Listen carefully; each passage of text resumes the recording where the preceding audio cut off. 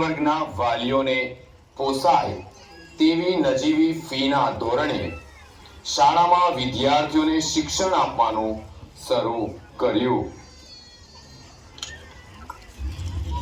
આ શાળામાં ઉચ્ચ શિક્ષણની કાર્યપ્રણાલી સાથે બાળકોમાં સંસ્કાર અને જીવન કેળવણી મળી રહે તેવું જ્ઞાન આપવામાં આવે છે।